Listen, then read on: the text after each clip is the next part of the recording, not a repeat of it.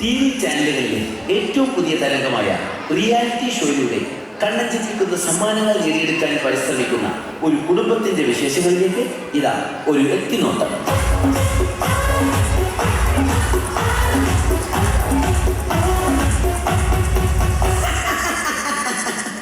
നമസ്കാരം, ഞാൻ ആൻഡപ്പൻ. ഈ വീടിന്റെ ഗൃഹനാഥൻ. ആൻഡപ്പൻ എന്ന പേര് പോലെ തന്നെയാണ് എന്റെയും അവസ്ഥ.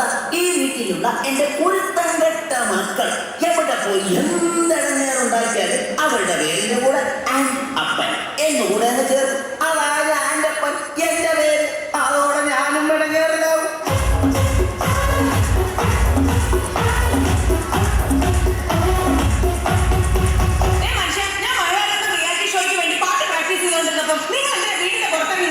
ഞാൻ പുറത്തിറങ്ങി നിന്നില്ലെങ്കിലേ നാട്ടുകാരെ ആയിരിക്കും ഞാൻ നിന്നെ പിടിച്ചു തല്ലി നീ കിടന്ന് കരയുകയാണെന്ന്.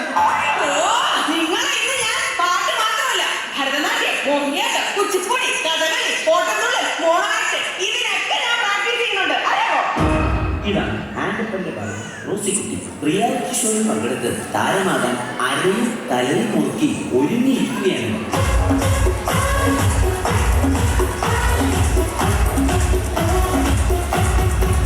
പ്രിയപ്പെട്ട അപ്പച്ചനും അമ്മച്ചിക്കും മൂത്ത മകൻ കാർത്തികൻ മാത്തുക്കുട്ടിയുടെ 1000 അഭിവാദനം.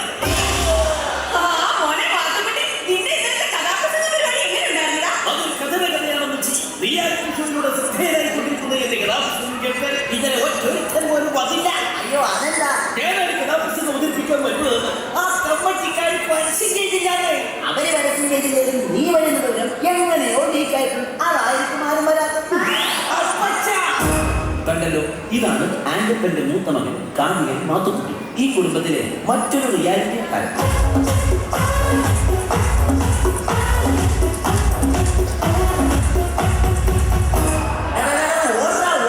എന്റെ കൺമുമ്പിൽ കണ്ടുപോയത് അവന്റെ ഒടുക്കത്തെ സിനിമാറ്റിക് ഡാൻസ്. എന്താ ചെയ്യുന്നത്? ഇന്ന് രാവിലെ ഞാൻ കുളിക്കാൻ കയറിയ നേരത്തെ ഇവൻ ഫയർ ഡാൻസിന്റെ റിഹേഴ്സലാണെന്ന് പറഞ്ഞ് മണ്ണെണ്ണ വായിട്ടിട്ട് തീ ഊതി ഞാൻ അലക്കിട്ട് അതിന്റെ ആകെക്കൂടെയുള്ള 2 മുണ്ടവൻ കത്തിച്ചു കളഞ്ഞു. അറിയാമോ അതിന്?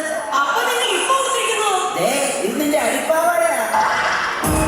ഈ വന്നതാണ് ഈ വീട്ടിലെ ഇളയ താരം, സിനിമാറ്റിക് ഡാൻസുകാരൻ ജോണിക്കുട്ടി. ഇതും മറ്റൊരു റിയാലിറ്റി താരമാണ്.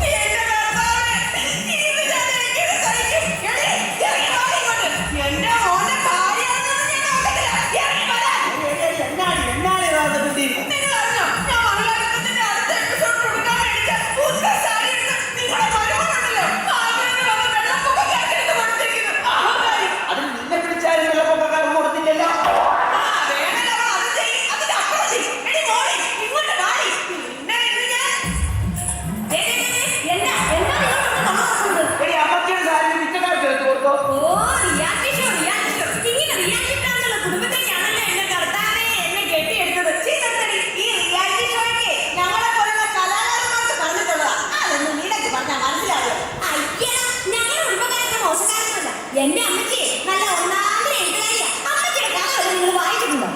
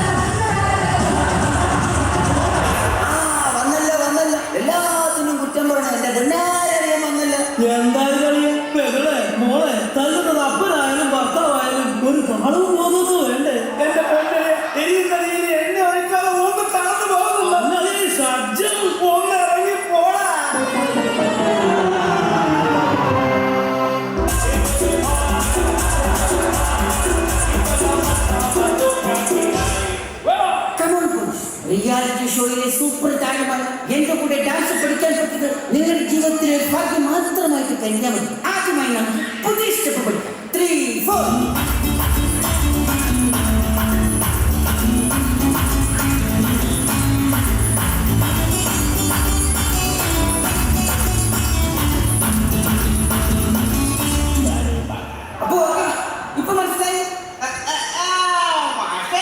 മാഷിനെ കൊണ്ട് വീട്ടില് ഭാര്യ തുണിയലപ്പിക്കുന്ന ആക്ഷൻ ആണല്ലേ ഞങ്ങളെ ഡാൻസ് ആണെന്നും പറഞ്ഞ് പഠിപ്പിക്കണത്. ഈ സ്റ്റെപ്പ് നിങ്ങൾ അടിച്ച് തകർക്കും. 3, 4.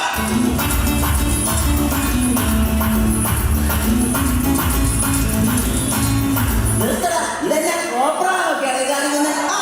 ഇത് ഞങ്ങളുടെ പുതിയ സ്റ്റെപ്പാണ്. കോപ്പാൻ. എടാ, ഈ റിയാലിറ്റി ഷോയുടെ കാര്യം പറഞ്ഞ് ചുമ്മാ കോപ്രായം കാട്ടി നടക്കാതെ വല്ല പണിക്ക് പോടാ.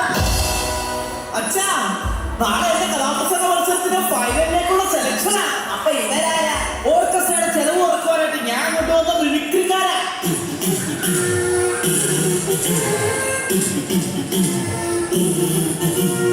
എടാ മാത്തുക്കുട്ടി, നിന്റെ കഥ ഇതുവരെ അമ്മച്ചി കേട്ടില്ലല്ലോടാ. നിങ്ങൾക്ക് വേണ്ടി കഥയുടെ ഒരു ചെറിയ ഭാഗം ഞാൻ ഇവിടെ അവതരിപ്പിക്കുകയാണ്. അതാ കിഴക്കേ ചക്രവാളത്തിൽ പ്രമാദം പൊട്ടിവിടത്.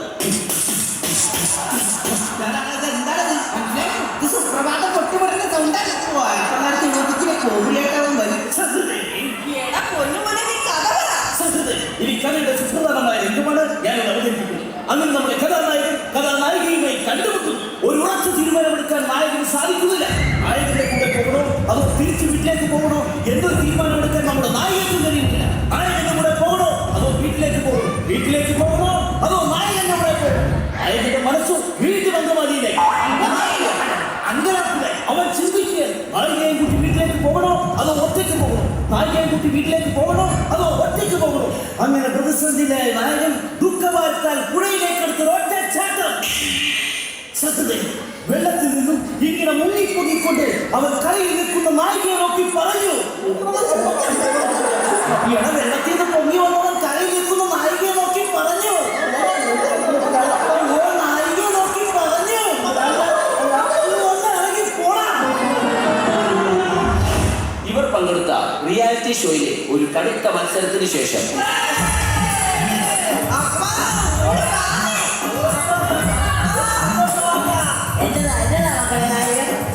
എന്റെ പൊന്നപ്പ, റിയാലിറ്റി ഷോയിൽ എല്ലാ ഐറ്റത്തിലും ഞങ്ങൾ എല്ലാവരും ഫൈനലിലെത്തി.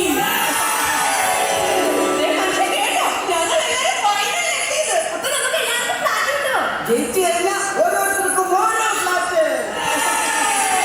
ഫൈനലിൽ എത്തിയിട്ട് എന്നാ കാര്യം? ജയിക്കണമെങ്കിൽ SMS കിട്ടണമല്ലോ. അതിനുള്ള വഴി ഞങ്ങൾ കണ്ടിട്ടുണ്ടല്ലോ. അതെന്താണ് ആ വഴി എന്ന് പറഞ്ഞു തന്നാട്ടെ. അടിച്ചോടിക്കാം അപ്പച്ചന്റെ കയ്യും കാലും.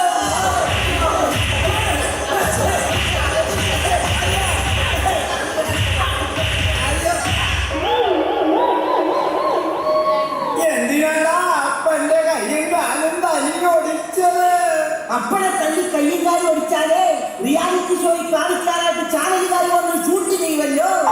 അത് സ്ലോ മോഷനിലും ബ്ലാക്ക് ആൻഡ് വൈറ്റിലുമായി TV കാണിക്കുമല്ലോ. അതെന്തിനാ? അപ്പൊ ജനങ്ങൾ മൊത്തം കണ്ട് ഞങ്ങളോട് സെന്റിമെന്റ്സ് എടുത്ത് SMS ചെയ്യുമല്ലോ. അപ്പോ SMS കിട്ടി ജയിച്ച് എല്ലാവർക്കും ഫ്ലാറ്റ് കിട്ടുമല്ലോ.